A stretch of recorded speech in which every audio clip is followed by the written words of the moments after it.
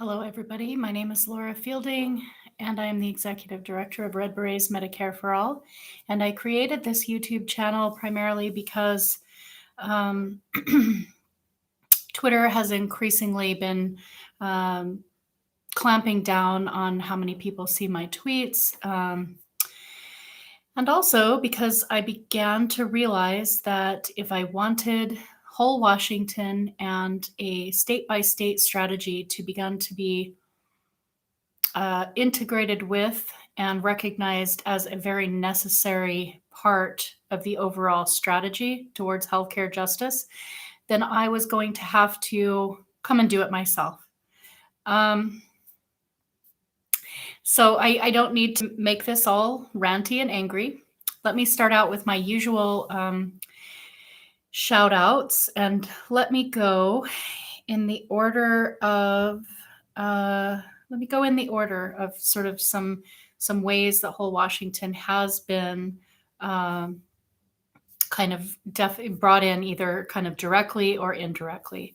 So in some of my YouTube sharings, I hadn't given a shout out to Convo Couch, which I am doing now, and I think I did in another recent video, because they actually, through Pasta's outreach to me, they had come up to kind of cover the Sarah Smith's campaign, in 2018. And that's how we kind of got connected, how they got connected with the work of whole Washington. And so he reached out at some point quite some time ago and said, I would be happy to get Red Berets to, or maybe I don't remember exactly the order of things, but basically he said he would be really happy to get Red Berets to, Jimmy Dore and Steph Zamorano and Ron Placone and kind of that group of people. So it took me some time to get, there always does seem to be a lot to do, and I get behind. It's either that I'm really behind and promising people stuff and then taking forever to deliver, like with my recent order, not order, but just things I wanted to send to Dr. Dooley of the kind of shades of purple and a little bit of red berets. I was working on that much longer than I wanted to be because I was knitting some kind of more detailed patterns, and organizing life just gets busy. I wish I was only just a knitter sometimes, but I'm an organizer as well. So anyway, the point is it took me a while to kind of put that together, a kind of combination of some of my own knitting work and what other crafters had given me. But I sent that off to Pasta. And again, like I say, this has been some time back. And then, excuse me, he and Fiorella got them to, first they went or had Ron Placone and Graham Elwood on the show. And it was super fun. Like, it was pretty amazing. They opened up the Red Berets right then and there and put them on their heads. And I have the hilarious pictures. And one of Graham looks like he's wearing a chef's hat, and then Ron it's kind of like this flat kind of, I don't know. It's like how I would imagine a Russian person wears a beret. I have no idea, but they were both uniquely comical because that's what they are. They're great, really truth to power comedians. So I'm not wanting this whole video to just be a kind of calling out of progressive or independent media. I am going to kind of get to kind of what I'm thinking about the sort of whole picture and the journey, so that those of you that have not been following me on Twitter this whole time, so I'll get to that, okay? But to kind of give the credit where it's due, of we have received some visibility and some shout outs, and so then they put Ron and Graham put those on their heads, and I've shared that around because that's what I do. I keep these pictures, and I've tried to spread them around and create Red Berets as a kind of symbol of connectedness and creative solidarity for National Improved Medicare for All, and for organizing on every front, on every multifaceted. So not just for the federal bills, but definitely for the federal bills for amazing for the presidential candidate of a lifetime who was for Medicare for all, for Senator Nina Turner, for Dr. Dooley. So for movement leaders, for regular people who saw us on Twitter who were like, I love this idea. I'd love to have a red beret. So before I started going through whole Washington so that people could buy red berets and directly contribute to healthcare justice legislation and actual efforts towards achieving it, I was just kind of like sending them to people, oftentimes gifting them to people because I wanted to get them on people's heads. So I've knit and I've sent a beret to Roseanne DeMoro. She was she and Jane and Bernie were the people speaking at National Nurses United rally and were the very people who inspired the idea.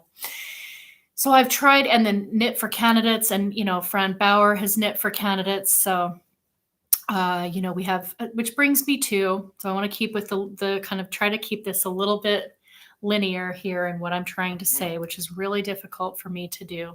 I'm kind of I go different places in my mind. So then in the chronology of it, in December, Ron Placone invited Georgia Davenport onto his Get Your News On with Ron Placone. Was a fantastic interview, and I encourage all of you to go to Ron Placone on YouTube and obviously like and subscribe if you aren't already, and then just look up either Whole Washington or Georgia Davenport, and it should come up. And it's a great interview. And he wears his red beret that he received in solidarity. So both he and Georgia have their red berets on, and it's funny and it's really informative. It's a great interview. And that piece was absolutely huge. And Ron wrote a song, he wrote a song basically calling out Eileen Cody, who's one of our local reps who basically she ensured that there was no partner bill to join the Senate bill. We had a prime sponsor all lined up, and she basically behind closed doors said that she would, if legislation was introduced, she'd just rip it up, Wow, so that's democracy at work for you, right? That's Democrats in motion, representing you and the 99%. Anyway, so his song was hilarious, and that was really cool. And among so many resources that we've built up over time, that's just another one that is absolutely amazing that I wish that I could go and share out all the time. But I like to share, the fact that Wendell Potter came and was author of the month book club with Whole Washington, and the same thing with Dr. Joe Jarvis. So I like to share, and by the way, I'm almost positive that Abdul Al-Sayed has confirmed and that he's going to be on, and I better look what date that is so that I don't miss it, because he's confirmed that he's going to be our next Author of the Month book club guest. So the thing is, we are moving along. We are gaining some traction, and then after Ron Placone, we had a fantastic interview. I forget Jen Perlman's podcast, if there's a name, and I always forget her co-host. And he was really incredible in their interview. Really, some of the points that he drew out were wonderful. It was a great show. They interviewed Georgia Davenport. He had this great segment at the end after Georgia had kind of left. He put on, because Jen Perlman had put on her red beret. So again, there's another piece of solidarity. Her beret came from Fran Bauer, who is a nurse who crochets and mails berets to Whole Washington on a regular basis every month. So you can go to her pinned tweet at Vote No GMO, follow her, please. And you can, and her link is right there it's the link to Whole Washington. Her pinned tweet, I inspired mine. I modeled my pinned tweet after what she had done.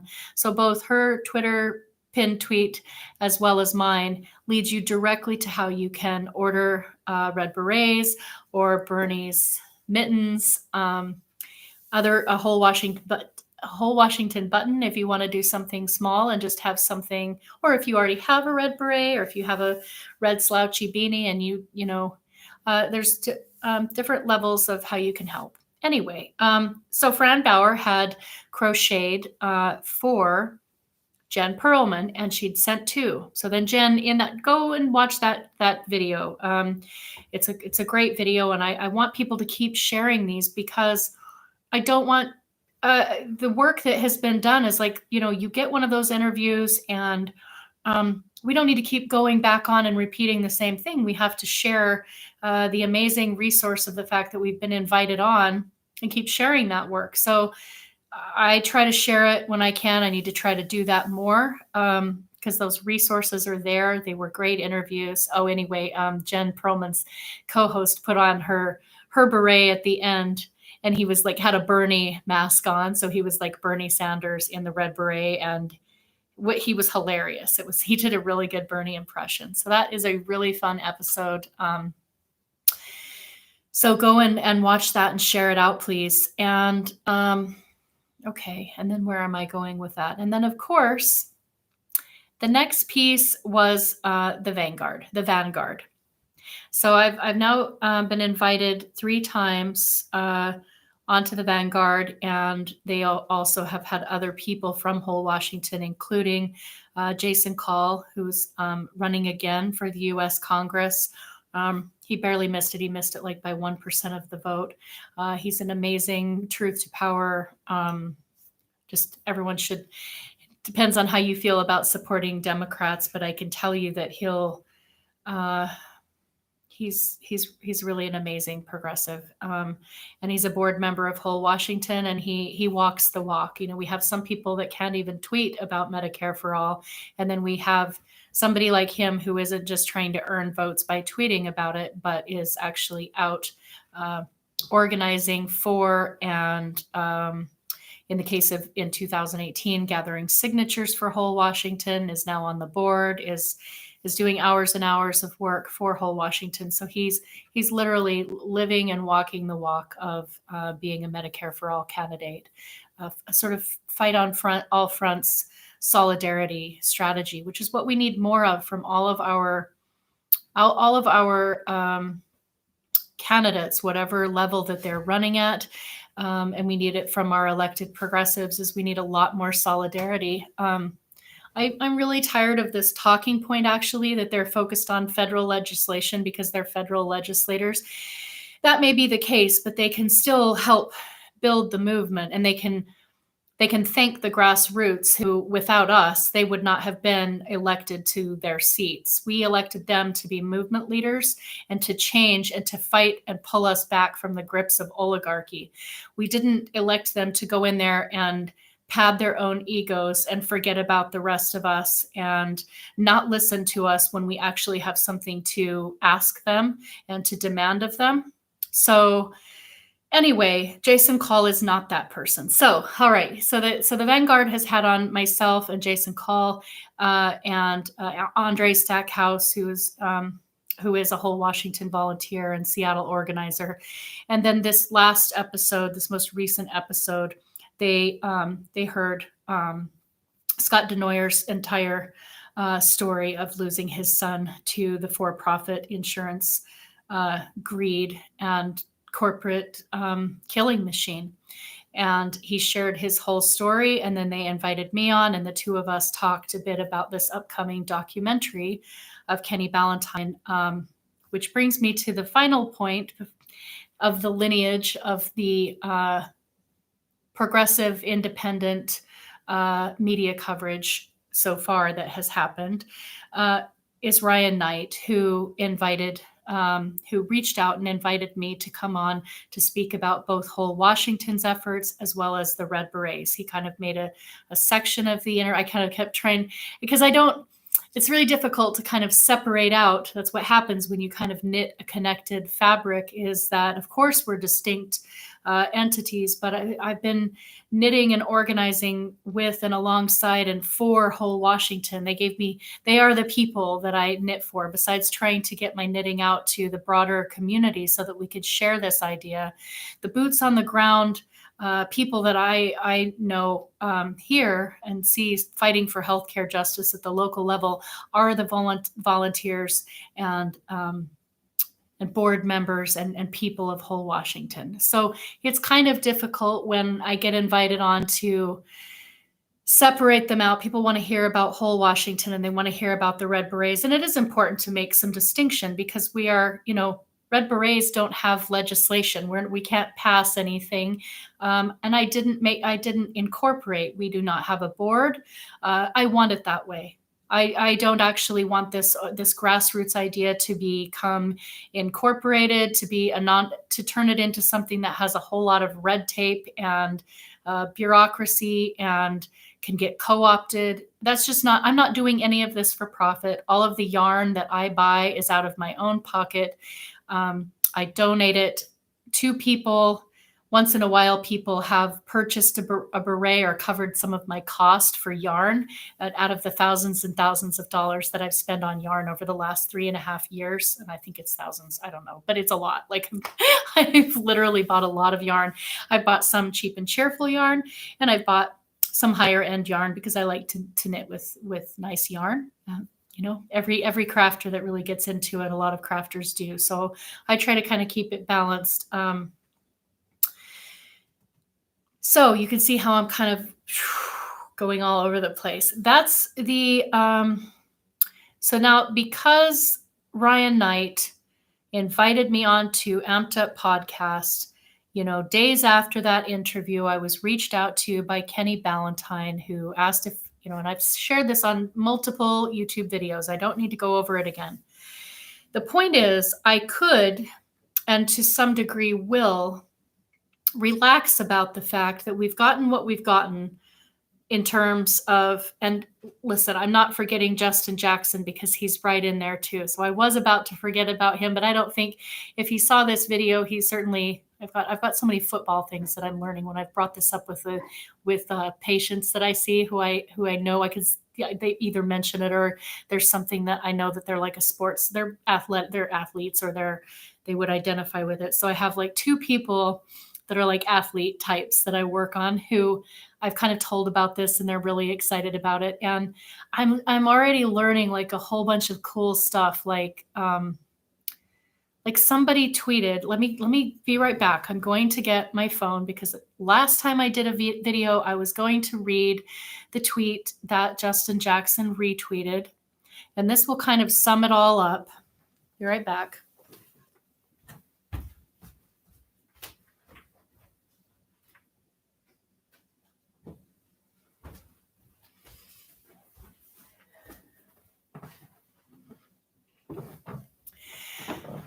Okay, well, so anyway, so hello to 2 of you who are watching, and thanks for joining me today. All right, so I'm going to go to Justin Jackson's feed, which is what I was going to do the other day, and I got completely distracted. So he even had Christian Smalls and Brianna Joy Gray on his podcast, The Takeover, which hopefully you all know that he's on YouTube, and he doesn't need subscribers like I, but he needs more subscribers because he's amazing. So if you haven't happened to like and subscribe or share out his videos, his first video should just be shared over and over again because it's 7 minutes. It's really concise. And he manages to say all kinds of things in addition to giving a shout out to 3 wonderful one-payer states, his very own home state for CalCare. So I think he mentions Healthcare for All Los Angeles, or maybe he just says I think Healthcare for All Los Angeles. But anyway, so for his own state, and then whole Washington, and then New York Health Act. So it was a really equitable way of him. Hi, David. Hello. So it was a really equitable way of him, and I'm sure it wasn't like he was sitting there going, how can I make this fair? Like, I can't just give a shout out to, no, but it was a great way of demonstrating, hey, we have, these 3 states that are working on this. So, and then he even gave a call to action in terms of just saying you can go to their website, you can donate, you can attend a meeting. I don't know, but he gave like 2 calls to action. He said at least follow them, and you can sign up to volunteer or donate. I think he gave those 2 or 3 calls to action at the very least. So he has an action. That's no surprise there. So what I'm learning all of this fun stuff from a couple of my clients who have been interested to hear about it. Let me get to this tweet before I forget again. But what's cool that he does is he, unlike me, he doesn't bury his tweets or his retweets with thousands of other retweets or hundreds. And I do. I'm just a serial like retweeter on Twitter, which might have that definitely contributes to probably the amount of people that will see. It's one contributing factor to me stifling my own account. But I like to elevate other, I like to retweet frequently, so that's all fine.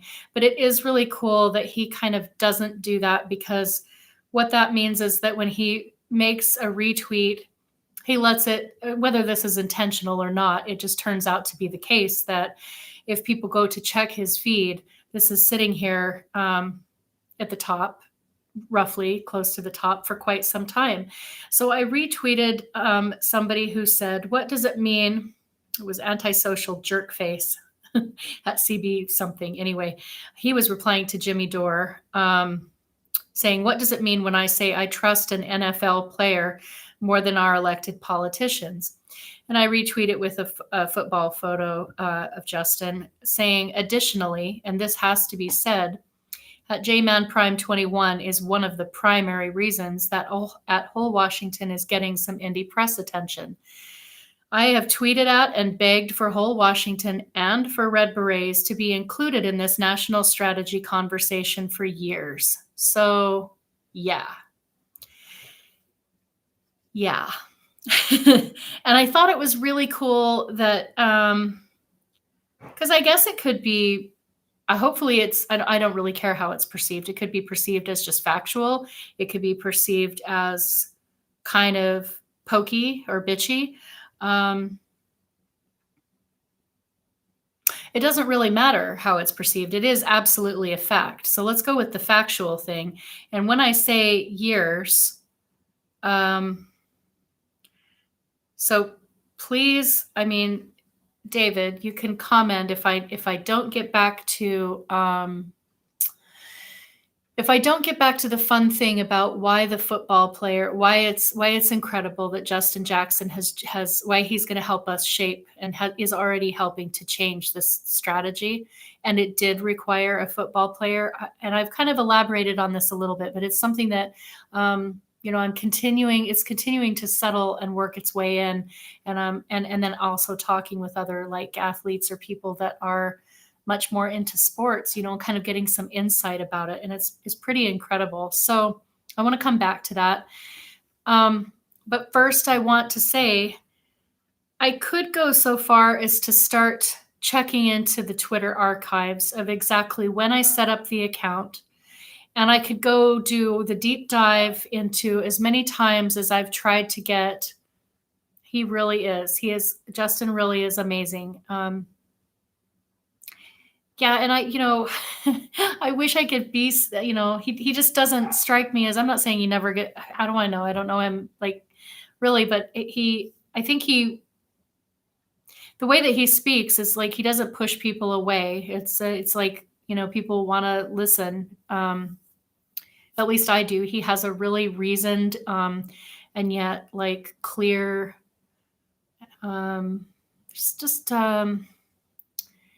thoughtful way of just kind of saying stuff the way that it is, but for context for people, when I do get sort of ranty, what's happened is that I've kind of reached my threshold, so I want to get to, all the exciting news and stuff, the announceables, but the non-announceables, I can't say all of that, but the stuff that's exciting that's on the horizon, including the documentary. So I don't guess that I need to, I can kind of take a deep breath and just be like, you know what? I don't need to harbor any resentments or go too hard at the independent media that has not managed to who have not covered yet Whole Washington or the Red Berets. I don't need to do that, because it's the ball is in motion. The ball has been passed. The ball is being run down the field. And so there's no stopping it. There's no, like, we're moving on this. We're on the move, as Senator Nina Turner would say, right? Um, the documentary it is scheduled. He has made his accommodations.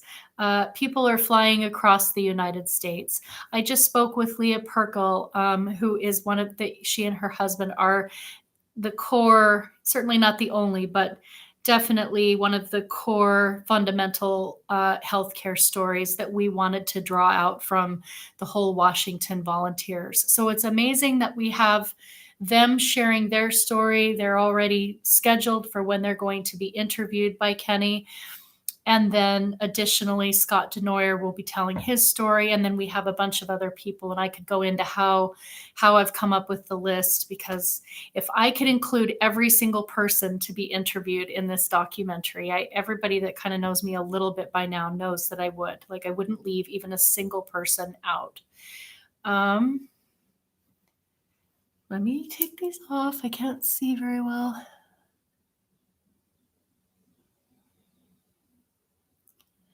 Yeah, and I wonder if I don't even know who they are. There might even be, like, I feel like I get kind of tunnel vision on this, and I feel like I kind of have my particular independent media sources, and I'm so happy that I even heard about the Vanguard, because I wasn't even following them until recently. I'm not even sure how I came to be in touch with them. Like, that doesn't matter too much. We can trace that at another time. But the point is, the documentary is being scheduled. It is not just a Washington State documentary. I'm not going to go into the people that are scheduled. There are some announcements to make, but they're not mine to make, and the time is not right to make. It's shaping up to be a very, very encompassing documentary with still more potential to grow to a scale that is absolutely, because when Kenny Ballantyne asked me in our first interview, what is the scope that you can imagine that you first imagined for the Red Berets, and kind of what you imagined for this documentary. And I'm kind of paraphrasing. But my answer was good at the time, but it was even sort of limited once it had time to kind of germinate or percolate or whatever. It's gotten bigger than that, and we'll see where it goes. But he's already reached out to people, and some confirmed, and some still working on it. It's going to be an absolutely incredible piece of work. And so the point is that it's happened. The universe and the kind of just the cause is right and the time is now. Another quote from Nina Turner. So I don't want to. I'm not just going to be sitting here harboring past resentments and present, because number one, as I always say, I know how much that our progressive independent media have to cover. They're doing the work. They're doing an enormous amount of work. So I always preface any of my critiques with that caveat, and I stand by that. However, and the however is definitely however. I have been on Twitter, and people can look up how long that I've been on Twitter, and it seems to me that it's about 3 years now since I created my account, maybe slightly over that. I created it in early 2018 to start putting out the idea of Red Berets and to help amplify whole Washington I-1600. And then what happened was, we were all so busy with all of that, and I could really see how Twitter was one of the most, in my opinion, it still is, as stifled and crappy as it is, it's one of the most important platforms for shaping the political narrative. That's my experience. I think it's pretty accurate. And so that is where I saw that as like as the political online mosh pit that we could all just kind of really, really push back and use our voices to kind of, especially with trending hashtags and everything else, that we could push and force and create, help write the narrative that the mainstream media completely shuts us out of or smears us out of.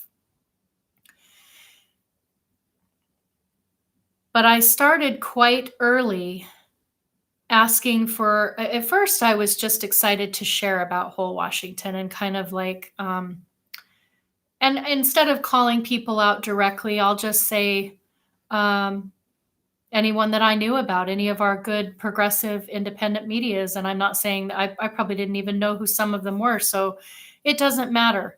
I started to try to ask for this um, mostly just through like the sharing of it. I was just happy to share what I wanted to try to do in the early phases is to kind of help move. One of the first people that showed me sort of how Twitter worked or gave a little Twitter class because I was not a social media person was Aaron Lefty or Lefty Aaron. I forget his at, but he's a Seattle organizer and a volunteer of Whole Washington. And he gave a class. And out of all the things that he said, don't use too many hashtags at once. It kind of just slows down the algorithms and all of that. The main thing that he said that really lasted or kind of stuck with me is what we want to do or what you always want to do on Twitter is try to be a part of the continually moving and the national conversation. So try to inject yourself or inject us into that.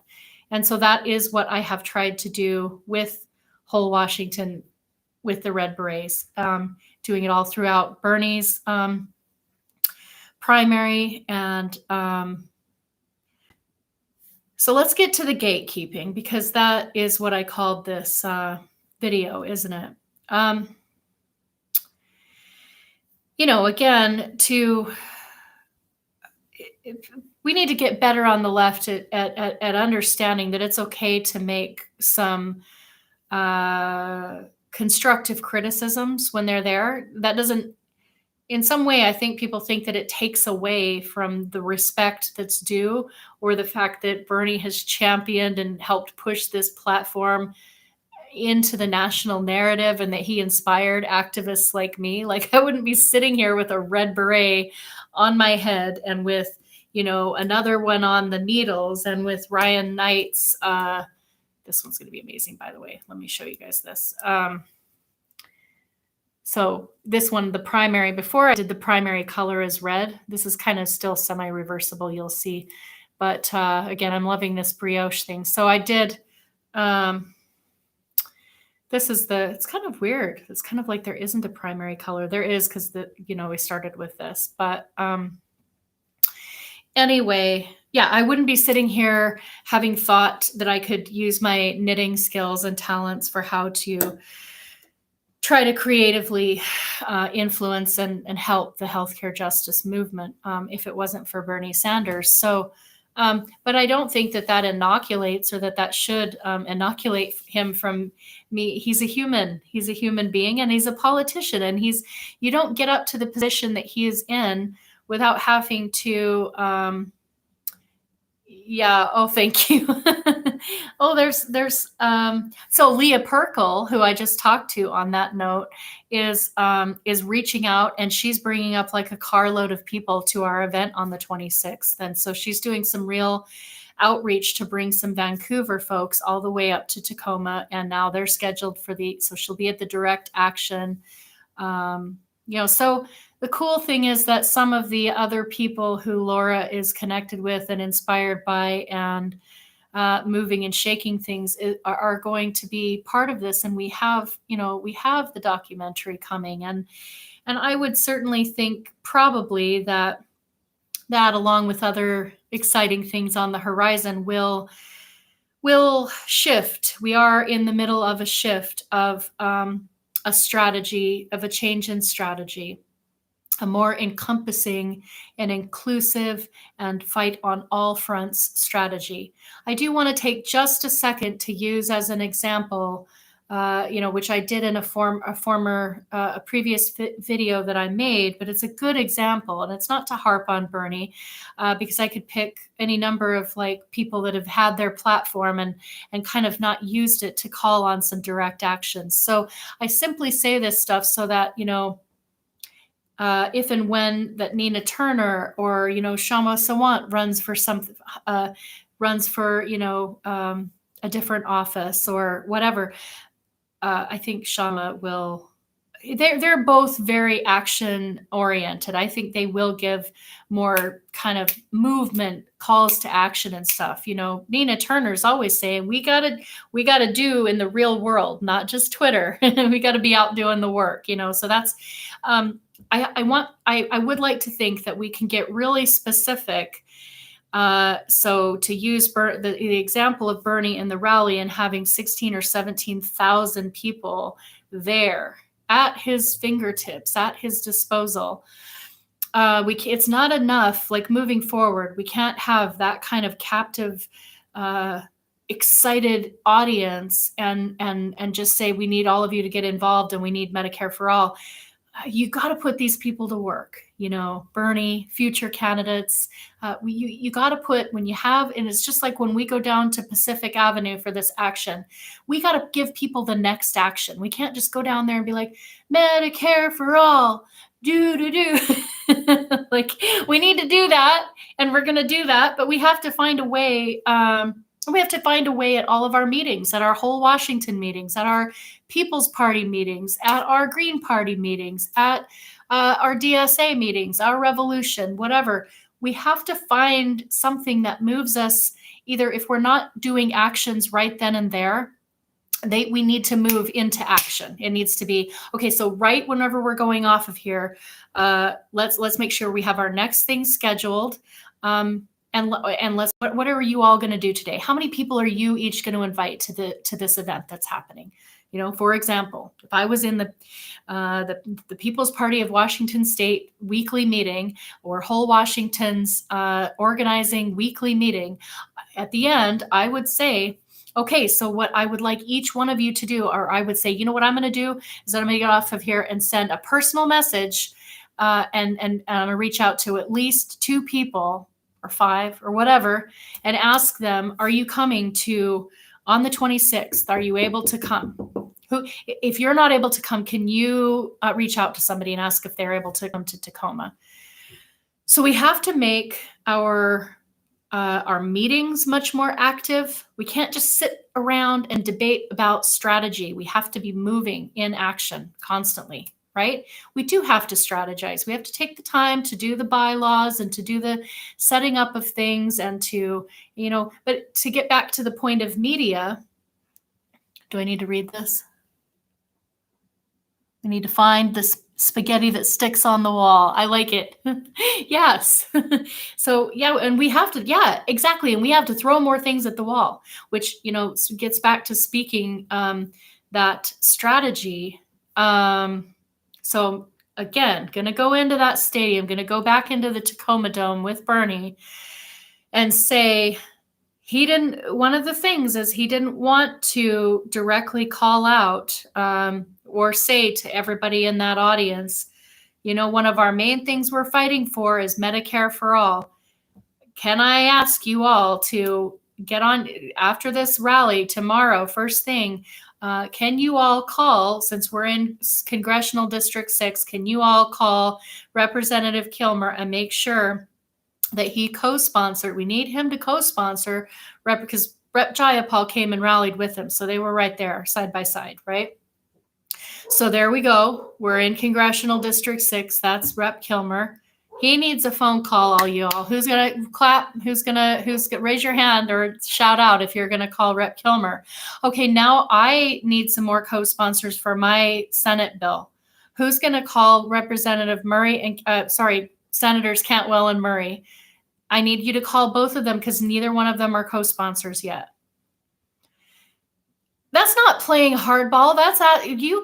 We need those kinds. We need those kinds. We have to have, if people, especially if they're still going to be operating within the Democratic Party, if they're still going to be holding seats within the Democratic Party, they have to be willing to say, I need all of you who are supporting me and you want to see me be able to enact the agenda that you voted and elected me to do.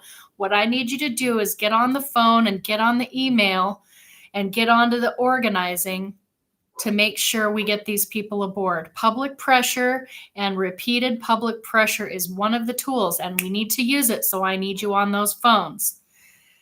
That's what we need. That's what we didn't get in that rally, and many, many, many other things. So we don't. This is not just about looking at Bernie. This is about, like, there's a lot of wasted opportunities on the left in organizing in general, and that's poor strategy. Those are missed opportunities. We can't afford to miss these opportunities. And the other thing, so back to this integrated strategy approach, I get it. Bernie and Jayapal and the rest, when they're elected as federal legislators, for all kinds of reasons, they're not necessarily going to be wanting to focus or wanting to highlight. And it's quite a complex question that I know we know the answers to why they won't.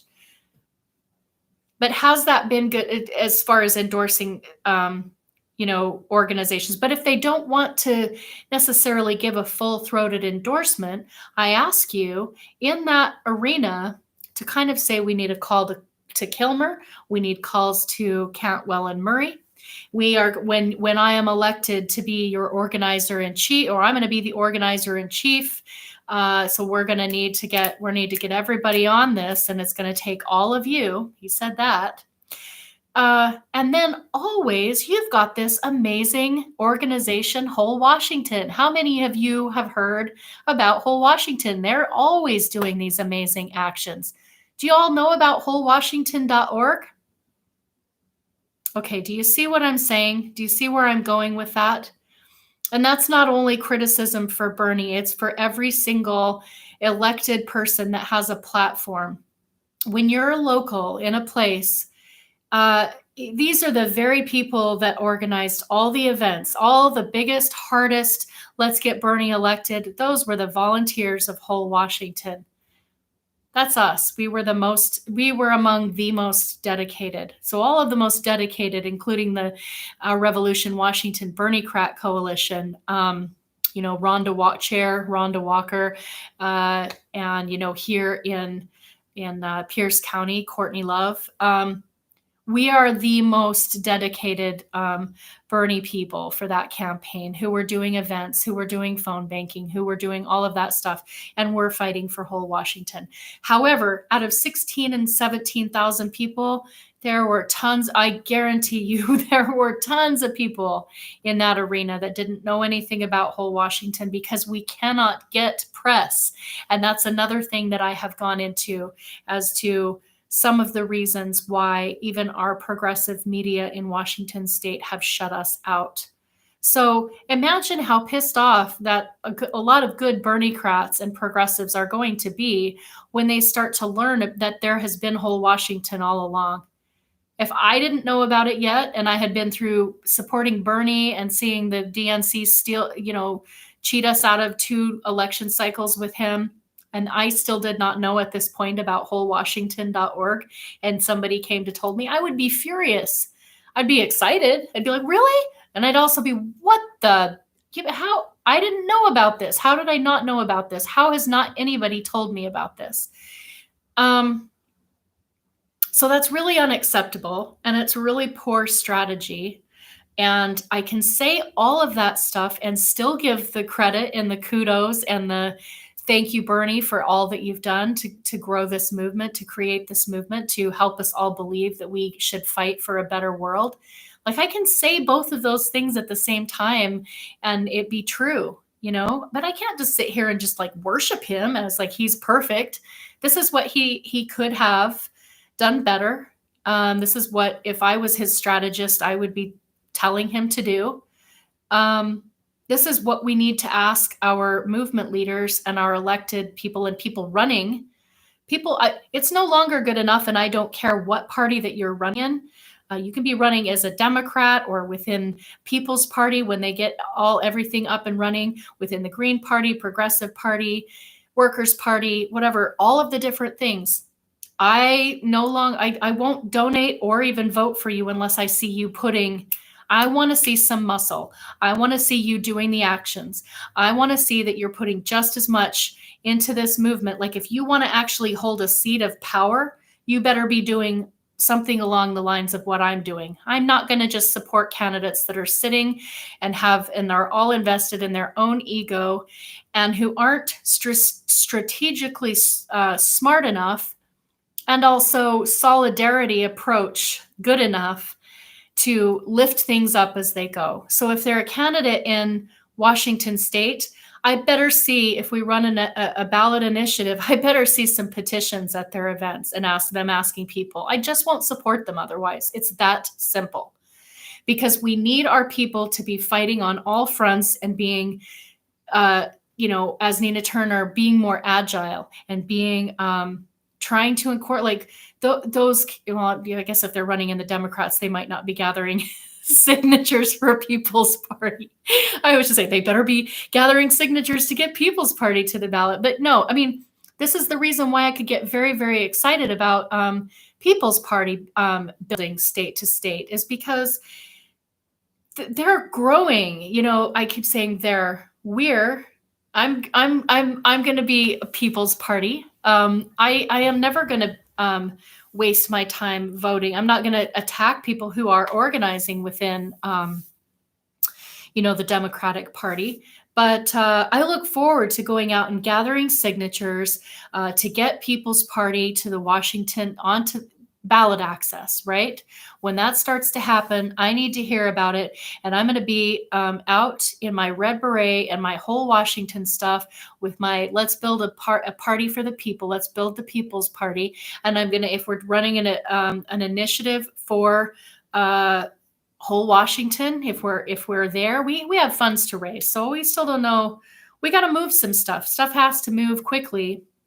And we have people really chomping at the bit, including myself, as to, okay, the legislative route is dead, or no, it's not. Essentially, it is, but it's not. Things could monumentally shift. We kind of need a little bit of a seismic shift in order to but hey, I'm never closed-minded to this stuff. We have power to the people. We have Kenny Ballantyne coming here and doing this documentary. We have exciting things on the immediate horizon. So I won't close my mind to any of this. I won't say the legislative route is dead. I will say I have an extreme, and it's earned, and every bit of the skepticism and cynicism is earned. Like, I always find it really humorous when people are anti-ballot initiative, which goes back to the media. Okay, I'm just going to say it. Please ask Brianna Joy Gray and Bad Faith Podcast, Virgil, whatever. Please continue to ask, will they invite Georgia Davenport onto the show? I know that an interview around Force the Vote, she interviewed Michael Leidy, who is, he's with National Nurses United, and he follows me back and, has, I think, really liked some of the work that the Red Berets have done. And I went to one of his, what do you call it? One of his, he taught a seminar in the Healthcare for All Now conference after the Force the Vote thing. So see, during Force the Vote, we were looking on the horizon going, we know this conference is happening. Many of the whole Washington board members and volunteers are signed up to go attend it. So I attended Michael Leidy's. He's not, he didn't give a particularly positive take on or support for running ballot initiatives. And so to get to the thing with Brianna Joy Gray, I don't think, and I wouldn't dream of putting words in her mouth, but I definitely think that she was not excited or impressed about where Michael Leidy went with the strategy, particularly when it came to trying to get Gavin Newsom's, which is laughable anyway. I'm sorry, I mean no disrespect to Michael Leidy, but Gavin Newsom is not. That would, in my mind, I just think this is ludicrous. Like, that would be like me thinking that we have some chance of Governor Inslee endorsing and signing whole Washington, right? I'm sorry, it's really funny. He wrote a phony public option bill and introduced it last year or whatever it was. It just, again, in order to be like to try to drain off or drown out the possibility of the actual good legislation getting a hearing. Okay, that they've been on to us for a while. The only people who haven't seemed to be on to us is the progressive independent media. Because so hey, love you guys. It's awesome. But I've been tweeting at you for a long, long time. And I'm wondering like how it would have like thinking of Bernie in his campaign and like sort of the whole national nurses and PNHP and the whole national Medicare for all movement, the whole kind of Medicare for all movement as a whole, all of the orgs and the working pieces that kind of make up the Medicare for all infrastructure, right? What would have happened had all of them made it part of the narrative that we're always, always pushing and pushing and pushing? We need national improved Medicare for all. No one, including myself, is saying that you should dampen down or weaken that message. Everybody in whole Washington wants to pass national improved Medicare for all. We're the hardest organizers, the core, we're the core, the freaking center of fighting for that policy. We're just pragmatists, and that word kind of gets bandied about and misused as well. But we're very clear-eyed about what it's actually going to take to pass this. Even if Bernie would have been elected as our champion, the amount of work, that's why he said he was going to need to be the organizer in chief. They were going to attack this, even if we had him, that wouldn't have just been like, although he could have signed some stuff by executive order. So things would have been, and then we would have worked on the longer term legislation. But anyway, we would have had a fight on our hands because we have so much.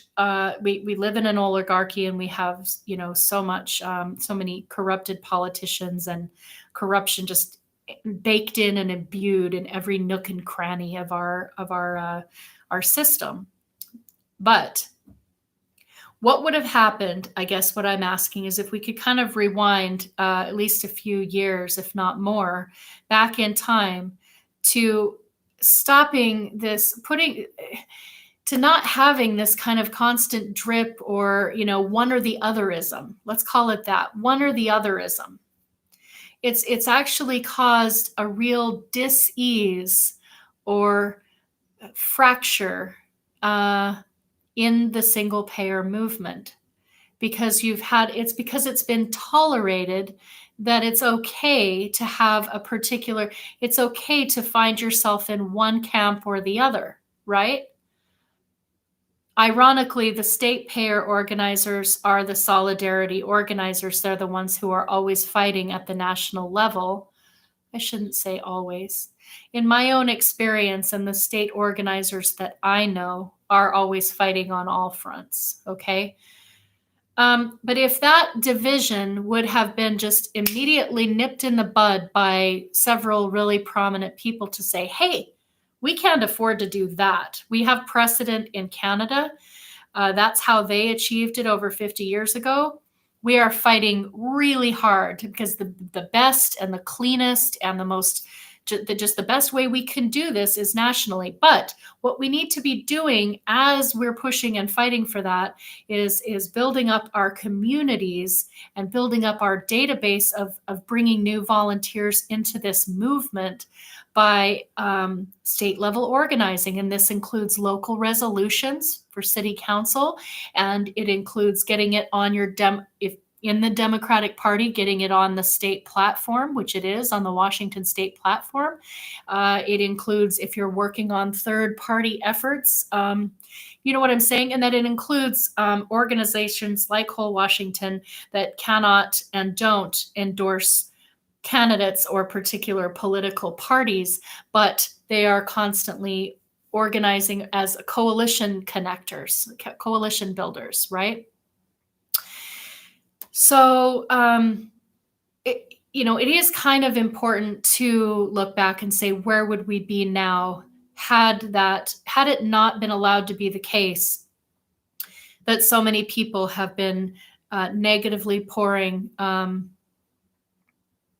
cold water or poisoning the well or dampening down the efforts of state payer organizing. Because, and I've made this point before, I'm not really sure I'm not sure why independent media doesn't seem to want to cover it at this point. There isn't a chance for it nationally. And so, does that mean that you think we should just, can we really afford to let this platform just collapse out from under us? So, looking electorally at the thing, if we want to look everything at just the electoral lens of getting candidates elected to replace the shitty, corrupt Congress in whatever parties that they're running in, and also having a chance to primary this corporately owned administration in 2024. Does anyone labor under the misconception, the seriously misled misconception, is all that? Is anyone thinking that it's a good idea to just wait for all that to happen? Let's focus on only other platform things, because Medicare for all can't be on the platform. We don't have a Medicare for, we have an absolutely hostile administration to Medicare for all. So that can't be on our platform. So we're just going to let it lie for now. And then we'll take that up again whenever Nina Turner or whenever somebody leads the charge on it, right? In 2024, at the best case scenario. So let's leave it. How does that serve making sure that there is that we're bringing enough new people into the fold? We need to be changing minds and hearts and building and broadening our coalitions and bringing people into this issue right now, because as I mentioned on my most recent live feed, the insurance lobby isn't wasting any time in continuing to propagandize people and bring people into their narrative, right? So we can't afford to just be like, oh, well, I guess that because, Bernie isn't, it's not one of the hearings that's scheduled. It's not going to be, and I'm not trying to say, oh, that's bad that Bernie just caved on it. In a way, I do think that it would be harmful to kind of pursue. I mean, I think that he should call him out. I think that the Democrats that are elected and Bernie should be fighting much harder to say it's absolutely unacceptable that this isn't on Joe Biden's or the Democrats' platform. I don't think they can force that to be on the platform. I don't know. That's how we thought. That's why Brianna Joy, to give credit, I love Brianna Joy Gray's podcast. I think she's amazing.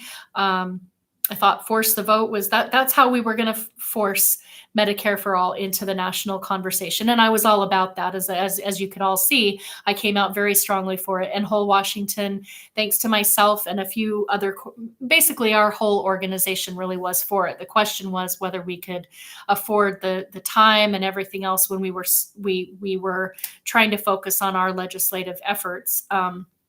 But we did, and we put out a statement of support and endorsement for Force the Vote. Find me some other organizations that did that. And so now, then the question after Force the Vote, the fallout of Force the Vote happened, and it didn't happen.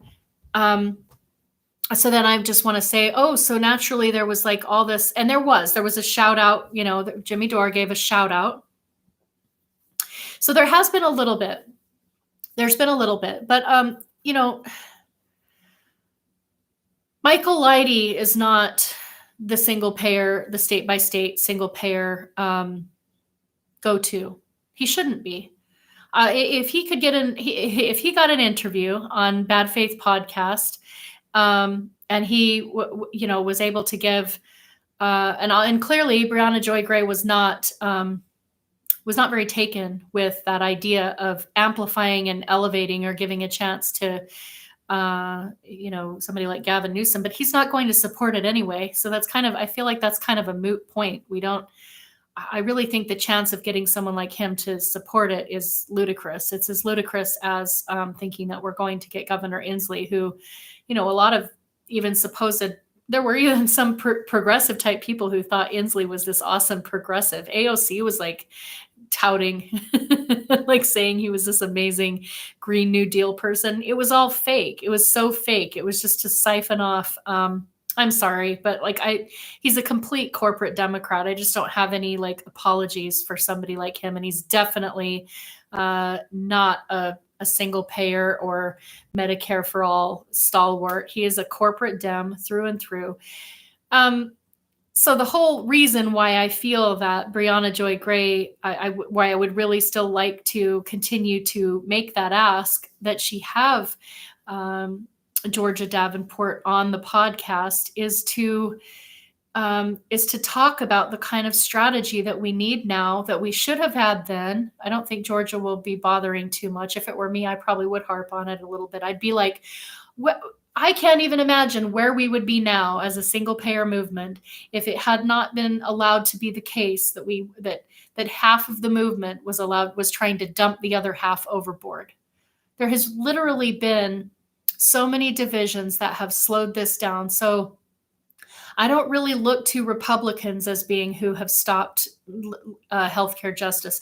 Sometimes I don't even look at corporate Democrats because they're the obvious. We know Republicans, we know corporate Democrats, but people need to start we need to look at ourselves and start to say, there's a lot of us. We have a lot of people power. If 70% support this legislation, yeah, and I would love it. I would love to be on Katie Halper or to have her interview Georgia, or to have both Georgia as, I kind of like when I don't have to be the strong policy wonk. I'm scared about the ERISA waiver. I'm working on it though. I'm working on being able to speak the policy more fluently, and it's really, really important. But I also feel, to the point of the documentary that there's something that Red Berets very much does bring to this movement, and it's the creativity, it's the connectivity, it's the fact that we can connect candidates and not just candidates within a single party. We can, but I am going to be a very, very strong. For myself as executive director, as Laura Fielding, I will be a strong People's Party member. I will vote People's Party when we have candidates. I will support. I won't run. Don't ask me to run. I don't think so. Because can you imagine now? I've just kind of say everything that I think out there, and I don't know that would make me happy, but it would make me happy to knit in shades of red or purple, whatever we decide for People's Party. I kind of think that this is sort of a deep red burgundy, but it's a little bit purplish. I think integrating shades of purple in with the red speaks really powerfully to People's Party, because like Dr. Jarvis's book, Our Purple World or whatever, we really do need to, thank you. We really do need to heal the division and not be red and blue. And people ask about this all the time, and I just have to keep asking people, keep letting people know that this is for national nurses. This wasn't ever I want to try, we have to transcend parties. That's what organizations like Whole Washington does. But at the same time, People's Party reaching out, and I won't talk about it like you're not here. You're right here watching and with me here, David. So, the fact that it's like somebody was commenting, I didn't send you this tweet. I like this person, and I like him well enough. I actually blocked him. I blocked him once before. I forget what his @ is. Because he's constantly hounding me about Green Party, and I keep telling him over and over again, never,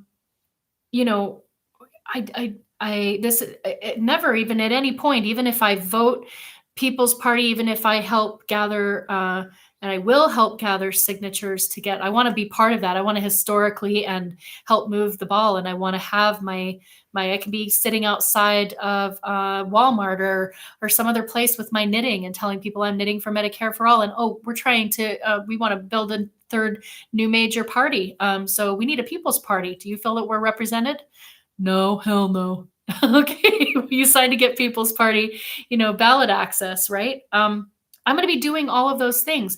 And if people choose to think that that's me saying that the Red Berets can only be something that's the People's Party, that will be unfortunate that people think that, because I have, tried to knit across the board for everything. Like I give shout outs to Alice Green. Green is not her last name, but she's of the Green Party. So she went with online, it's Alice Green.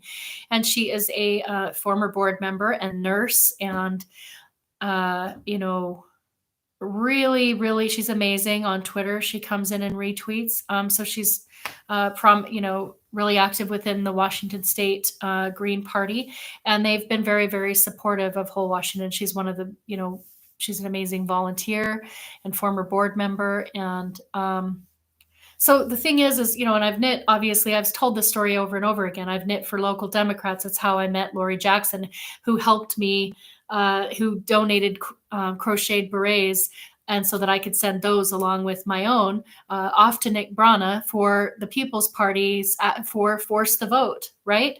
These things are we can be intersectional. Somebody that's been active within the Democratic Party, and I told her, oh, this is what I'm sending your berets and sending some of my berets, and I want to send these off to Washington, D.C. for Force the Vote, even though they didn't get there in time for that. But that's okay. Nick Brana hopefully has them in there somewhere, and he'll put them to use wherever and however. Maybe he's already distributed some of those to people. So the point is, we're still going to continue to work together. I'm still going to knit things for people that are people who are independent. My mother put on a red beret that Sarah Hansen had knit when she came up to the People's March for Medicare for All. And, I think she is a Republican. I hate to say, I love you, Mom. I don't think you'll ever see this video, but, and she wouldn't like me announcing her private political stuff. But let's just say, she definitely wouldn't identify as, I think she's at the point, like so many of us, where she's recognizing the corruption and, that we don't have any representation, and Jimmy Dore, what is it that he always says, or that he was saying recently? I watched part of his live feed last night. Our system isn't broken. It's working exactly how it's supposed to be working. It's working for the corporatocracy. It's working for the corporate elite. It's working for the oligarchy. And I think that's absolutely right. I've caught myself in saying our system is broken. It's broken for us. It is not broken for, it's designed this way. It works really, really excellently for the billionaire class. So anyway, I think I kind of covered the gatekeeping thing. I think people are, I don't really want to imagine or put people in some sort of box as to why they tend to want to not shine a light on it. But so I want to be thankful for like Ryan Knight, who seems to just be amplifying so many of us.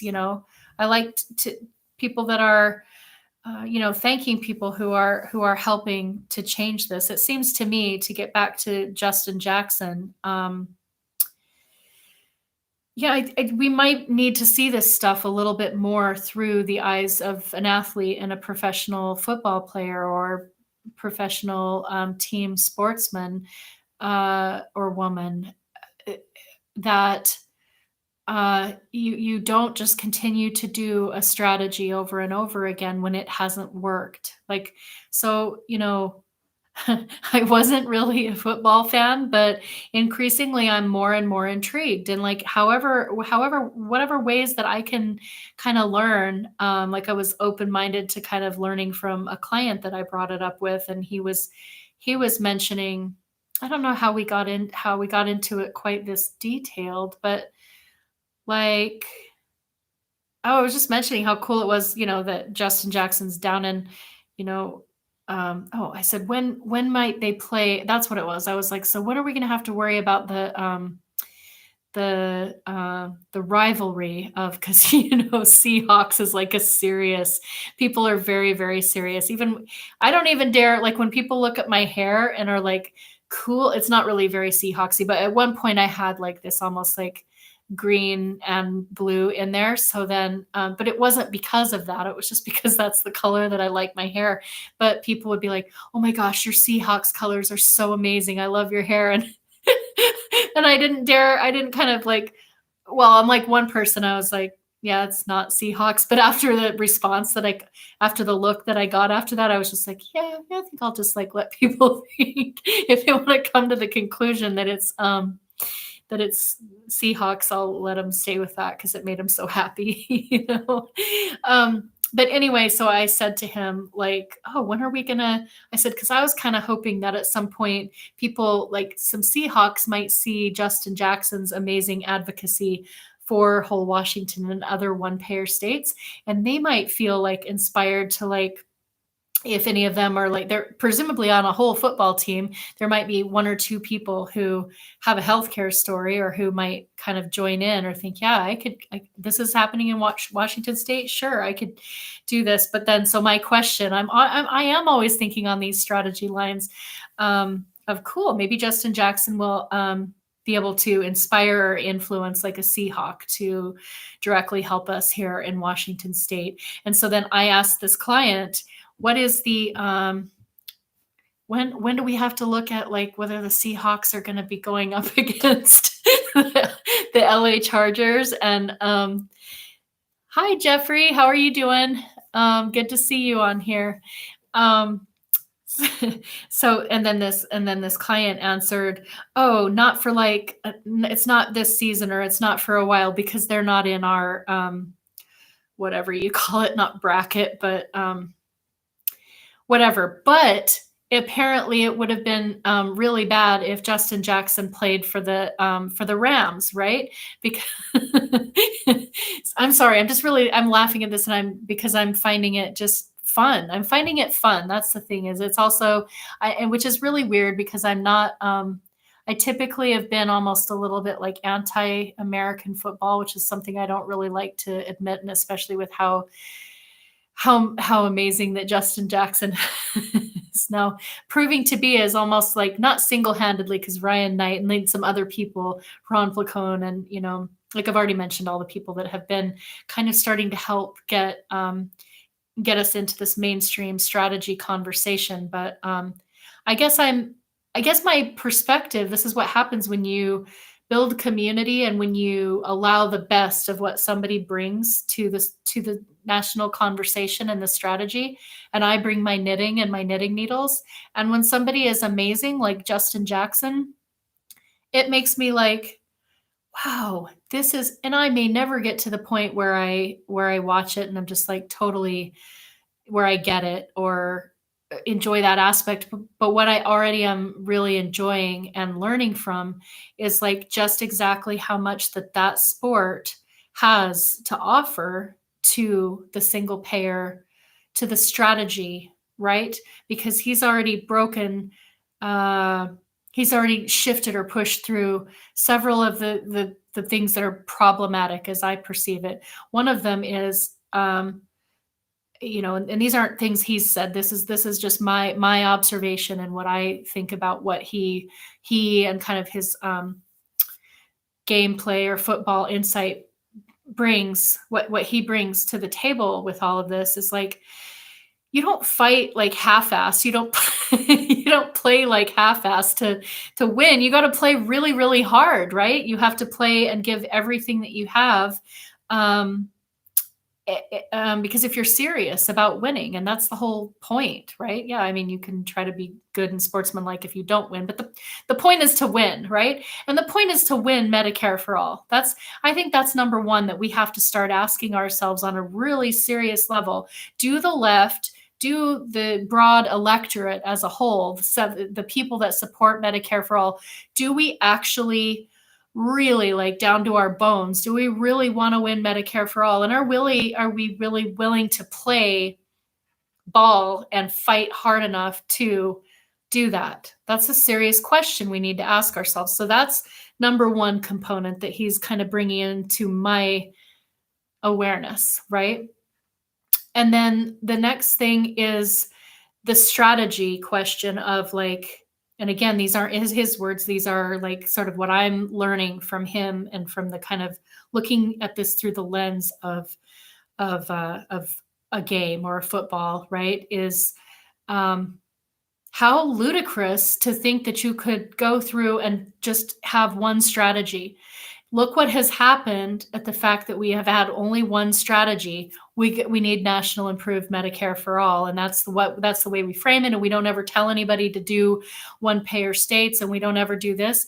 Then what happens is when the establishment screws us out of our candidate, and we have a veto president who is like who Bernie believes would actually veto it. So now the entire platform collapses, right? And it's not collapsed. Don't take me wrong on that. I'm just saying, like, but we are the ones holding it up now. As far as a national, this is on the agenda, we're going to fight for this, we're going to do this, that's gone, right? As the 99% and us building new strategies and being like, well, hell no, we're not waiting 4 more years or 8. We're doing this now.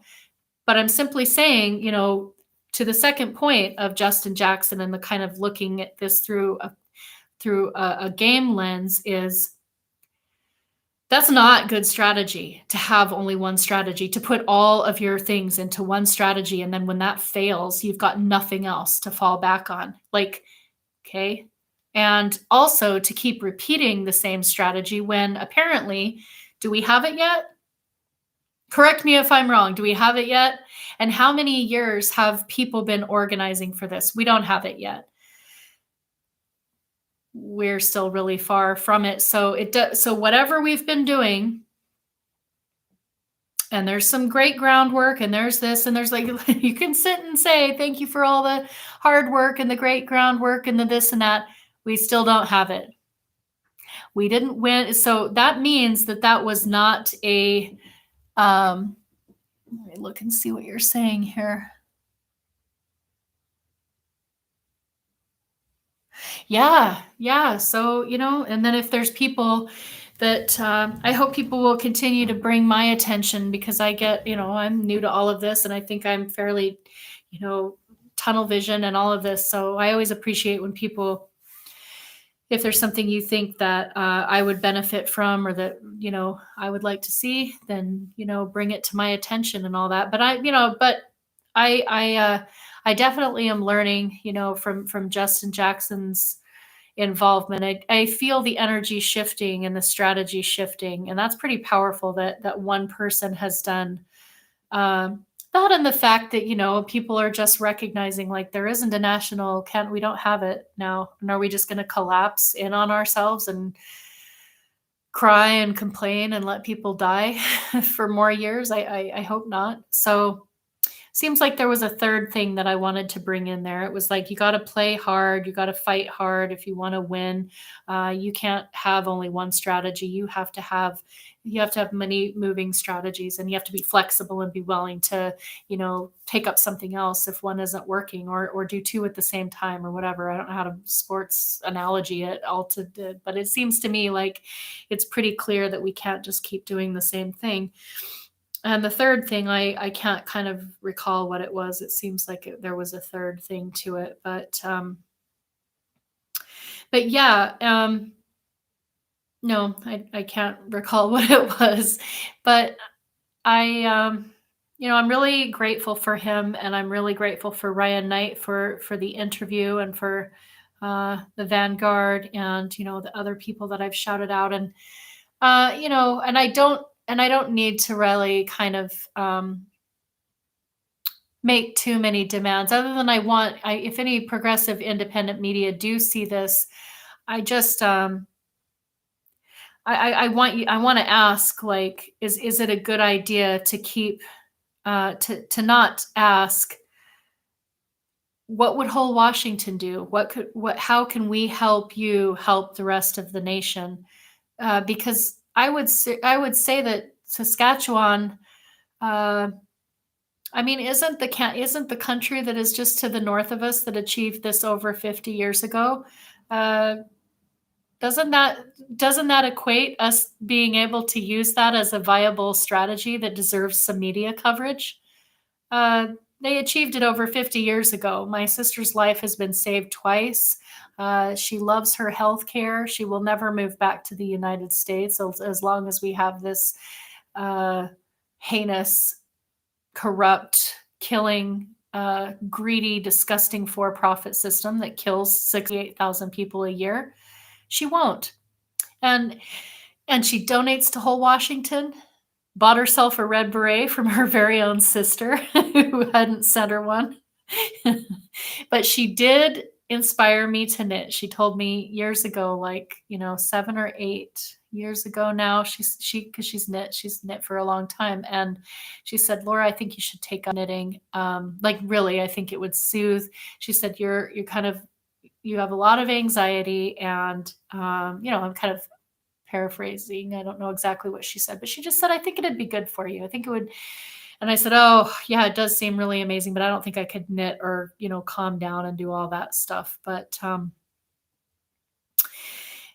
did. And she showed me a thing or two, and then I learned from YouTube, and I've taken 1 or 3 classes in my life, learned how to knit socks, learned how to, if you can master a sock, you can knit anything. And a shawl. And then this recent class that I did that wasn't for a brioche beret, but it was for brioche. And at first it was a nightmare, and I just put it down. I made a mistake in the scarf and was like, sod this. I'm not going to do this side. This is just like not. But then the more I would look at it, I would be like, that just looks amazingly cool. I don't want to knit all these red berets and then not grow and not increase my craftsmanship, because this is Michelle Divier. And so this is part of the thing that's the most enjoyable for me is seeing people share their craft. And then there was a seamster.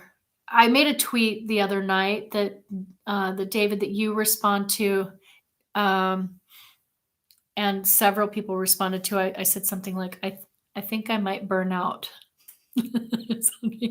I get in these moods, and I'm a little bit burned out, and so I really appreciate that it was responded to by quite a few people being, hey, take care of yourself. We can't afford for you to burn out.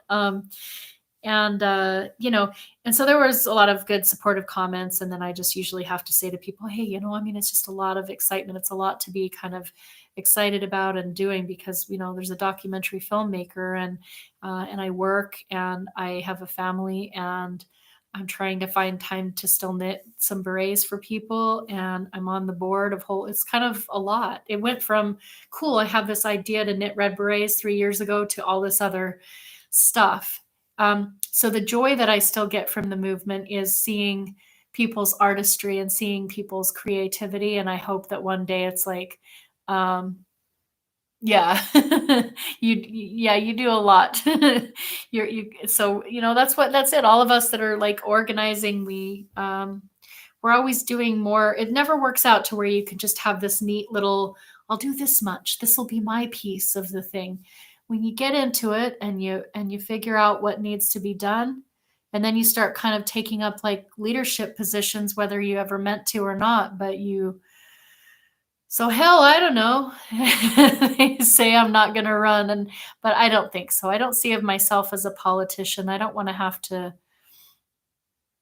And I am a holistic health practitioner. And I think that's another piece that I'm letting come out. I am not just a knitter. The knitting and the holistic health practitioner piece is the healing that our movement needs. We literally need to include healing and holism in our strategy and in moving forward, how we are going to achieve this. It can't just be all writing policy tweets and just telling, we need to get the stories from people. What I offer is my healing perspective, and I'm healing as a human being. I'm letting my worlds come together a little bit where I had compartmentalized them before. I'm a knitter for healthcare justice, and I'm a volunteer for Whole Washington. I'm a board member for Whole Washington. Over here, I'm a holistic healthcare practitioner. I'm a mother. I'm in all of these different aspects of myself. I'm allowing a little bit more like integration or permeation to where I start to say to myself, wow, all this time I've been saying knit for nurses and the 99%. And I do. I love the nurses and I will continue to knit for the nurses for Medicare for all, but I haven't utilized my own voice as a healthcare professional. That is what I am. There was some kind of smallness in my, oh well, I'm not a nurse, or I am a healthcare practitioner, and I help people with migraines. I help people with other kinds of headaches. I help people with anxiety, with PTSD, with whiplash, with digestive disturbances, with sleep disturbances, with just chronic neck and back pain. You name it, all kinds of things. And I think it's a travesty that that holistic care is not a human right. Like, so it's one of the reasons why I can now speak out from that perspective. I volunteer for and fight for whole Washington and for Medicare for all because I believe that we need true holistic healing, holistic care. They don't want holistic care. Like back over in the NHS, holistic care is much more integrated into their system, and it covers some of the holistic modalities. Well, you know why they don't want us to have holistic modalities covered in our care at all? Because that if you're into wellness, if you go in and you're doing preventative care for your chronic neck and back pain, then you might not need as many pharmaceuticals to help you mitigate the chronic pain. Well, then who loses money on that? The pharmaceuticals don't get to make money off of you for their stuff, right? That's why they didn't want the marijuana legalization as well. So uh lots of reasons. Anyway, um so it's important for me to, so just as I'm sort of healing my world and having a lot less compartmentalization, there's still a place to have boundaries. I'm here and I'm here and I'm here, but also like having a little bit of flexibility and a little bit of permeation and integration, and getting people's perspective who like are, yeah, they totally get, like, this other client of mine is totally gets how, a ball player, a football player completely can help us understand how to do this. The obviously the left and organizers aren't particularly strategists. Okay. So that's the thing. That was probably the final or other piece that I wanted to bring in, that, is to the point of Justin Jackson and people like him. We need to listen to voices like that because we haven't, apparently the people organize. Now I consider myself a pretty good strategist. I'm not going to cut myself short. I have had in my own vision of the Red Berets and in what I wanted to do like years back, I had a picture in my head. I had sort of, these are the moving pieces, and here's within my capacity what I can think that I can do to help movement build. And I have my idea of what I think are the moving pieces in rising up, in our next rising up. Because the oligarchy thinks that it has completely crushed us.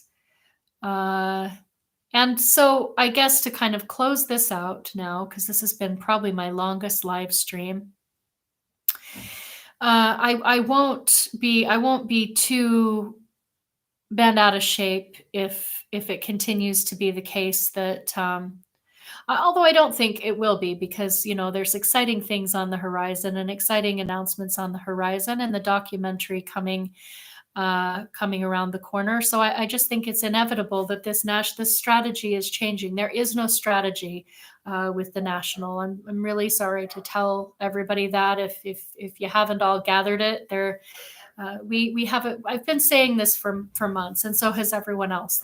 When you have a president that he's a pathological liar, but you believe him when he says nothing will fundamentally change and I will veto Medicare for all.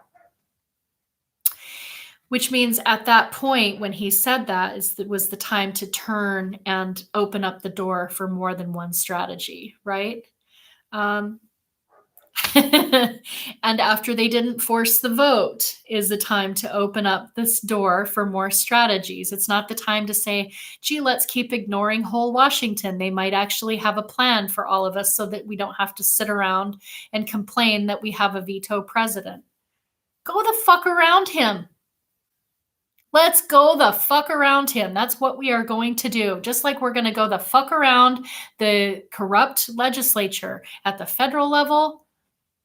And not everyone can do this. Not everyone has a ballot, can do the ballot initiative. 28 states can do it. And all the other states who can't do it can keep working on legislation, keep putting in legislation, keep calling out their Senate healthcare committees, because every other state has a Senate healthcare committee, just like Washington state, with their own Senator Annette Cleveland and their own Eileen Cody and their own 11 Senate members, 6 of which are Democrats, 5 of which are Republicans, and they're all taken in combination. They've taken $1 million in corporate cash. And that's why we can't get a hearing. That's why Washington state has never had a single payer public hearing. So it's not an accident. And the work that needs to be done is to first and foremost start calling these MFers out. Senator Cleveland isn't happy at all with Leah Perkle. She called out Leah and said, "I can't believe that you publicly embarrassed me by writing that piece, by writing your story and submitting it to the local newspaper." And Leah said, "Oh, I'm not sorry. I'm not sorry about that at all, because my husband and I are in over $50,000 worth of medical debt. We will be paying that for the rest of our lives." So this is the story that you're going to get to hear on the documentary, and they will be calling out Senator Cleveland. So if she thinks that she's unhappy right now with the amount of with a local paper, she is now going to be in a documentary for the rest of her life. And she should be in a documentary for the rest of her life, because she blocked a public hearing that could save Washingtonians' life. This isn't about her feelings and her wanting. No, we don't need to treat these people that are allowing the insurance lobby to continue to kill us and buckle us with debt. We don't owe them anything. We don't owe them our civility. We don't owe them anything. They are sitting in our seats of power. We are paying their goddamn salary. And it is time, and this is why we need whole Washingtons all over, call it whatever you want, the Utah, the Honeybee Hive Health Trust, Joe Jarvis, Dr. Joe Jarvis, right? Let's get it going, right? They do have ballot initiative in Utah. There are good progressives. Utah is a really progressive state. It's both a deeply red state, and it's also like pretty damn progressive. So this could be super exciting to get that going in Utah. And this is what we want to do, is we want to get it going in different states, because we are damned if we're going to just sit by and we are not just going to sit and tuck our tail between our legs and have, I'm going to veto it. You know what? Then we're going to go the fuck around you. And we're going to do this just like they did in Canada. Boom. Good thing I'm not monetized, right? All right. Well, what a long shoot the shit discussion. I'm going to let both of you go.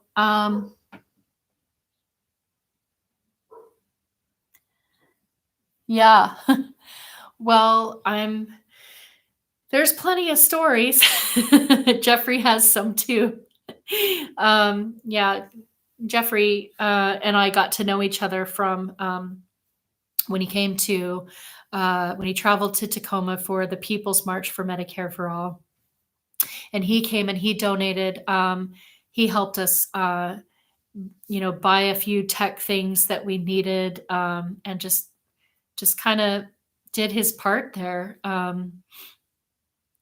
Putting that together for National Nurses Day. And then we've been really connected ever since. So he's an awesome volunteer of Whole Washington and social media. Like, even though my presence is really, really lacking on Facebook, he does a lot on Red Beret's Facebook. So thank you, Jeffrey. And anytime, whenever he and I have had any kind of differences of opinion, which we're both Scorpios, we're both We're both really, really strong, opinionated Scorpios. So, but we see eye to eye on almost everything, and like sometimes I get to be like a bit snapdragonish, and then but we're still friends, right, Jeffrey? We're good friends and good Red Berets, uh, organizing buddies.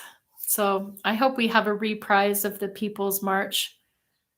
I think we will. I think we should have a People's Party, a march, a People's Party march, People's Party and the Red Berets march for Medicare for all. Um, as soon as the COVID is as soon as everybody feels like we can do that stuff. And I think there's a lot of collaborating that we can do. We can't get that kind of energy in the Democratic Party. Again, like people can sit and say they can organize however they want, but there's just no life. There's no life and no energy when I feel completely lifeless. My stomach hurts all the time when I go to those meetings, when I go and try to beg them for scraps, try to beg them just to simply listen for a few minutes during good of the order. Oh, it's that, initiative lady again. She's just here. And at the end, offer me a freaking food tray. Oh, you must be disadvantaged because you're always talking about healthcare. It's so rude of me to kind of share that story. But it is. They just treat you like as if you're some sort of beggar, because you're there. That's what you're doing when you go there. You're going and begging them to care about a fucking platform that it's theirs. It's me trying to help them with their fucking platform. It's me trying to be like, oh, hey, did you actually want to be a fucking, it's hilarious too, because they're like, we need to get more diversity and stuff. We need more people of color here. And it's like, well, maybe if you fucking stood for anything instead of protecting incumbents, or you were actually out gathering signatures for whole Washington, and then you talk to people just down the street and around the corner, you would find out that they love Bernie and they love Nina Turner, and that they say, hell yeah, we're going to fucking sign to put that shit on the ballot. Why don't we have it? Canada has it. That's the stuff you learn. And then you automatically get your diversity because you're talking to real people. You don't have to beg them to come be part of your organization because you're actually fucking fighting for the platform, right? So, yeah. Anyway, so that's a lot of F words. Am I still allowed to be part of the amazing? It's okay. I'm not really going to apologize for I'm going to blame it on the Vanguard if they listen to this. I'll be like, they unleashed the swearing, Laura. But I'm kind of really over this. I'm over people thinking that we're just some fucking red hats, and whole Washington's just this little stupid organization in Washington state that's like, what are we just doing this shit for years for our health and tweeting out pictures of it? I've literally got I'm going to write a book, by the way. It's like, so the whole documentary, and it's been mentioned by several people, like, no, I am. I'm going to write a damn book. And it's going to have like different chapters of key influencers, and I might call it the red thread. I really like that.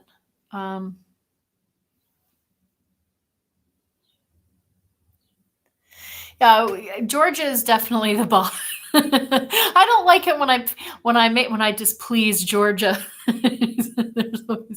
Georgia has good ways of letting, but most of the time that doesn't happen very often. Like, and again, sometimes we kind of disagree on a little bit of stuff, so that, then, there's little points of contention here and there. But overall, she and I really see eye to eye. She's kind of, everything I think that I know about coalition building and about being a kind of all fronts, inclusive solidarity strategy. I've learned a whole heck of a lot of it from Georgia, and she leads by example, and she works her ass off. And I just want to like shout to the world. That's one of the reasons why I get so frustrated, is because I see a lot of people like get independent media attention, and some of them, like, there's a lot of really well-deserved causes. And then there's kind of like, why are you talking about, like, stop talking all the time about fake progressives? And like, I get it, we got to kind of call those people out who are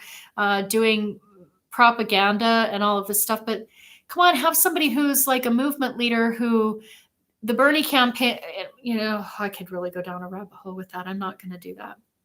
I just think that Georgia Davenport, like if Nina Turner does run and if she turns out to run for the People's Party or anything like that, I think that people need to see Georgia as someone that should be a field director or, a campaign, she could do a lot. She does a shit ton of work and she's extremely efficient. She gets a lot of work done. Me, I'm kind of a creative, connecting, big idea powerhouse. So I have my own strengths and my own stuff that is amazing. Being really, really, really efficient and good at lots and lots of tasks is not one of them, but I knit a lot of berets and I've got good ideas, and together she and I and other people, we make a really awesome team. Nobody has to be the whole movement for all of it. And to the idea of independent media being encouraged, number one, to be a little bit more call to action oriented. Like we can't just sit and talk about strategy and talk about how come force the vote wasn't and how come it was this and this. We need to kind of plug people into what can you do today? What you gonna do now? What are you do? What's the next thing? Is there something that you can do? Do you know about this? We kind of need to link our media up with direct action a lot more. So hopefully we can see more of that. And we also need to put across to them that Ryan Knight is an absolutely amazing, and I'll also say the Vanguard. Like they're two people. Well, all the people that I've already named, they seem to understand that elevating and amplifying good voices actually just lifts all of us up. Georgia Davenport leads and organizes with so many people. If you put me or her up in an interview and ask us, who else do we need to know about? Like, who else should we give a voice to?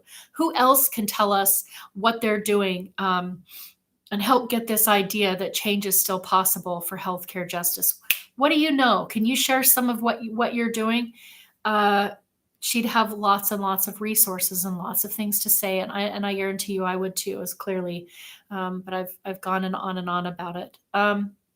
But I won't continue to be. I'm not hopefully just going to be a bitter pill about the media. I want to challenge people to think and ask our progressive independent media, are they still subscribing in some way or another on a conscious or an unconscious level? Are they still sort of buying into or letting the national, are they letting the sort of top dictate what they want to cover or how they want to help shape the narrative in terms of healthcare justice? Are we still taking our yes or no from the Biden administration? Because that's a failing strategy. If we're only going by what's going to be possible on his platform or her platform, we're screwed. So start to bring in the people that want to rise us from the ground up, because that's the ashes. We're really got to rise from the ashes. There's nothing to be taken from the top. That's completely. We tried the best we could with Force the Vote, and it was a valiant effort, and I supported it. But you couldn't push the progressives to do the top down. When I say top down, the thing that was all the power from the top. They had the power. They could have done that. They did not do that. They chose not to do that. And we put our eggs in that basket. My eggs were never all in that basket. I was looking past the Force the Vote horizon to now I'm at the Healthcare for All conference, because I do believe in organizing with organizations, even if I have to go sit in a thing where I got to hear about how ballot initiatives aren't that great. You know why? Because there was at least that amount of time that I could get up in the end of it and speak and say about Red Berets and say, here's what I learned, and here's how I think that a ballot initiative was amazing. And it was the best time, and it grew me as an activist, and it grew our connections in Washington State. We're so solid. We're such a solid state in many, many ways. We have a lot of growing and doing too, right? So why? because I believe in helping to shape the conversation. So I don't just believe in saying, orgs are doing nothing. They're just a big dead weight and a big bunch of shit. Yeah, there's a lot of bureaucracy, and there's a lot of they're not doing this the right way, and they're not involving, and they're not bringing in enough of the voices of the 99%. It's just a bunch of like baked in. Okay, still pass, force the vote. That was on my horizon. I went there. I did that. I learned. I contributed to the conversation. So always within force the vote, I was like, I know I'm going to go participate in this. And I tried my best to kind of push to get Brianna Joy Gray to go participate in that conversation. And I don't blame her for not wanting to, or for maybe it didn't work out on her schedule, or whatever it is, right? Michael Leidy and the kind of, not all one payer states or Medicare for all organizations are all the same. And the national nurses, as much as they inspired me and gave this idea, a lot of the big organizations have had the same strategy, and they have very much not wanted to let organizations like Whole Washington in. And I'm real sorry, but that's just the truth of it. Okay. They've got a very specific way that they want to go about organizing, and it's kind of to support the federal legislation. This is what we're going to do. We're going to call our representatives. We need like a lot of energy and a lot of fresh ideas and a lot of movement and a lot of creativity. We cannot just have this top-down approach. And so I'm asking the progressive media, do you want to continue to let a strategy and the Medicare for all establishment dictate the strategy and the narrative and the way that we go and the way that we grow moving forward, or the way that we let this platform die? I don't think so. So yeah, we aren't, because we have some good things on the horizon. Okay, so we are growing this movement. We are changing the strategy. We are including more in the national strategy. It needs to be a very inclusive, multi-pronged, multifaceted, let everybody in with their knitting needles, with their football, with all of the things that we each bring to the table. If everybody brings their heart and their soul and their skills and their talents to this issue and all of the intersectional issues, and we lift each other up like Scott Denoyer does. Scott Denoyer, putting on all of his buttons and his beret and his t-shirt and having his Danny Strong. Like, this is inclusivity. This is let's bring everything together and elevate each other, because we're all fighting for Medicare for all. We need a lot more of that kind of unity and solidarity. We can have People's Party, and this is the beautiful thing about a thing like Whole Washington, is you're going to see a group of people, and some of those people are in the Green Party of Washington. Some of them are going to be building the People's Party of Washington, and some of them are going to be PCOs or state committee members of the Democratic Party, and some of them are going to be for unrigging the system, whatever that organization is, that's like I don't know, whatever it is, like just completely nonpartisan, refusing to see Medicare, healthcare justice through any kind of party or partisan lens whatsoever. And Republicans, okay? We can have all of those people in the same picture.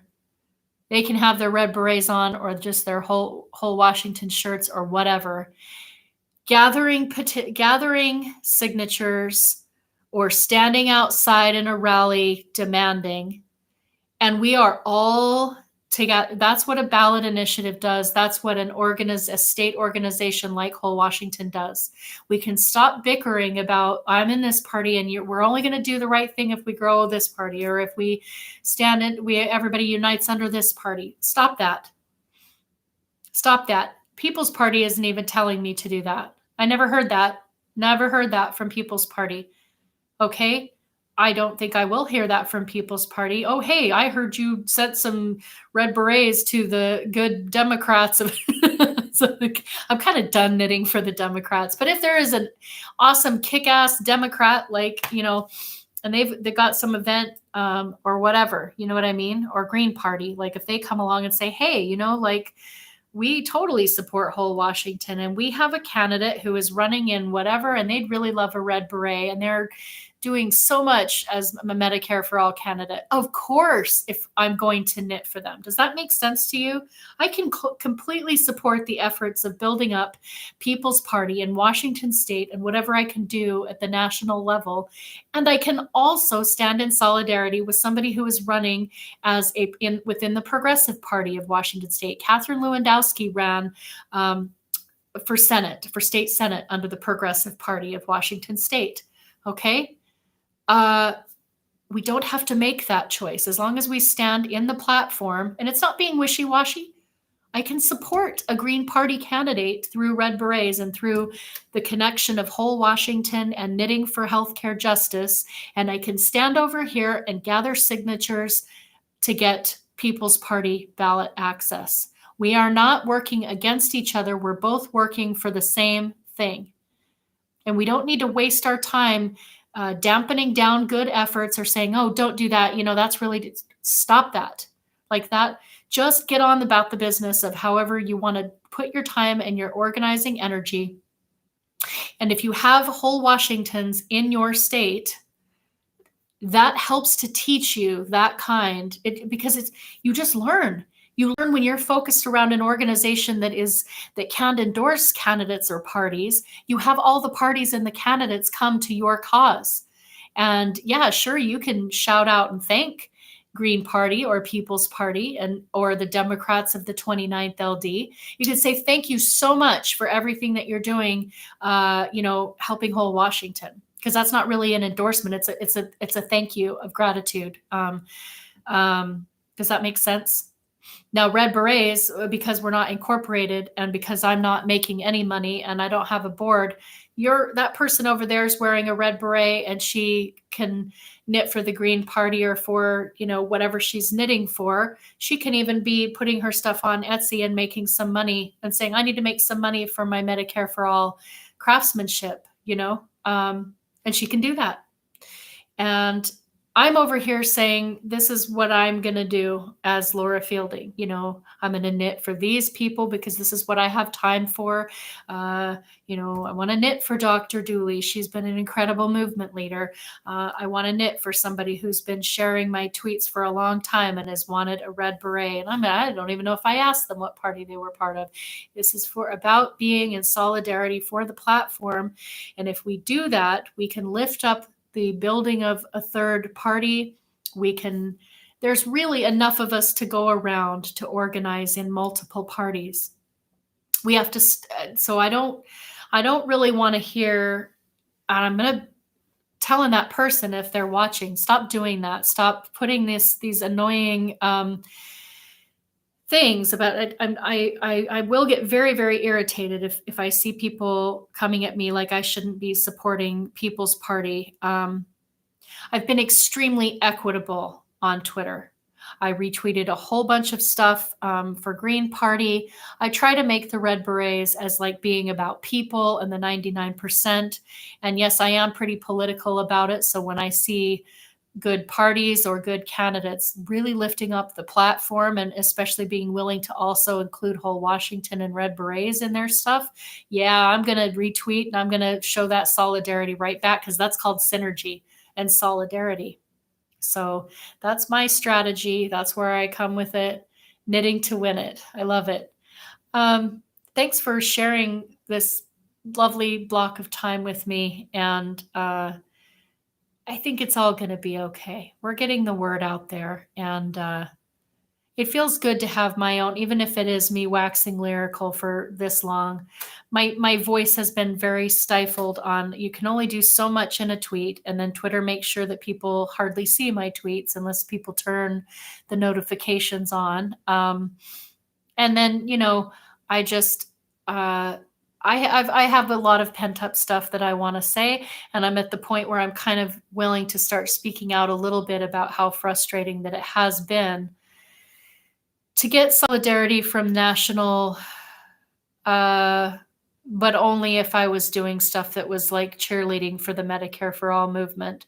If I'm doing actual legislation and including stuff that's for whole Washington, I don't get that level of solidarity and support. And and I don't need to name names or call it out. It's just very blatantly obvious that whole Washington has been purposely left out of this picture, and it's been a very poor strategy decision. It's cost us a lot. And so I again, I don't need to blame or point fingers. It's just not smart. It is not smart. It is not good strategy. It is selfish strategy. And we now see the cost of putting all of our eggs in one basket because the platform, as far as national possibility in the immediate future, is collapsing underneath us, which doesn't mean we give up, but it means start to fucking listen to people that have fought on all fronts of this effort and who can teach other states how to do it, because it's not an option to just sit around and take no for an answer. I hope that you all feel that's correct. All right. Peace out. Thanks for listening.